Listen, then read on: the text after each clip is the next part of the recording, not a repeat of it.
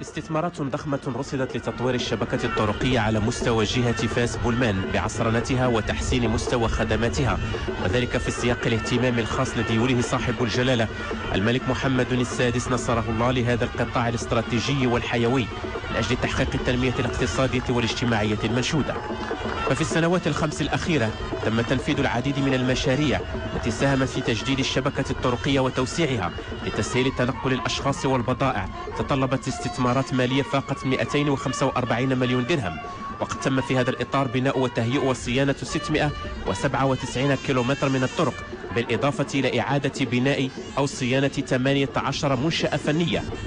كما أن 169 كيلومتر أخرى من الطرق توجد حاليا في طور الإنجاز بغلاف مالي يصل إلى 180 مليون درهم بغية تعزيز الشبكة الطرقية وإقامة منشآت فنية جديدة وحديثة. ومن شأن هذه الأوراش الطرقية الهامة إنعاش الحركة التجارية والسياحية بجهة فاس بولمان، وخاصة بالعاصمة العلمية للمملكة، والتي تتوفر على بنيات تحتية هامة للنقل الجوي والسكك والطرق السيارة. ودعما لهذا التوجه أشرف صاحب الجلالة الملك محمد السادس نصره الله على إعطاء انطلاقة أشغال إنجاز طريق سريع على الطريق الوطني رقم 8 يربط الطريق السيار فاس وجدة بمطار فاس سيس وبمدينة فاس. ويروم الطريق الجديد ذو الوقع الاقتصادي والاجتماعي القوي إلى تحسين شروط السلامة وتدفق حركة المرور ومواكبة التطور الذي تعرفه حركة المسافرين عبر مطار فاس سيس، علاوة على تقليص المدة الزمنية التي يستغرقها التنقل بين المطار ومدن مكناس وتونات وتازة وصفرو.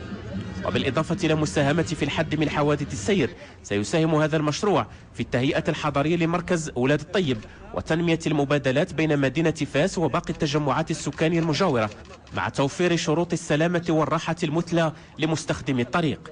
ويهم هذا المشروع الذي رصدت له اعتمادات بمبلغ 227 مليون درهم تثنية الطريق الرابطة بين فاس والطريق السيار فاس وجدة على طول 14 كيلومتر، وذلك من خلال تثنية ب3 ممرات على طول 4.7 كيلومتر وتثنية بممرين على طول 7.3 كيلومتر، كما يتضمن تثنية الطريق المؤدي إلى مطار فاس سيس بممرين على طول 2.2 كيلومتر، وإنجاز بدال على الطريق الوطني رقم 8 وتهيئة 6 ملتقيات. وينضاف هذا المشروع الذي يعد ثمرة شراكة بين وزارة التجهيز والنقل وعمالة فاس ومجلس جهة فاس بولمان والجماعة الحضري لفاس والمصالح المسيرة للشبكات إلى العديد من المشاريع التي أطلقت في عاصمة الروحية للمملكة، والهادفة إلى جعلها قطبا رئيسيا للتنمية الاقتصادية والاجتماعية ينعكس تطوره على جماعات أخرى بالجهة. وللإشارة فبرنامج إنجاز الطرق السريعة الذي تشرف عليه وزارة التجهيز والنقل يعرف وتيرة إنجاز تصل إلى 100 كيلومتر سنويا، وذلك بهدف مواكبة برنامج تطوير شبكة الطرق السيارة الذي تبلغ وتيرته نحو 160 كيلومتر في السنة، سعيا إلى بلوغ تكامل أمثل بين الشبكة الطرقية وشبكة الطرق السيارة.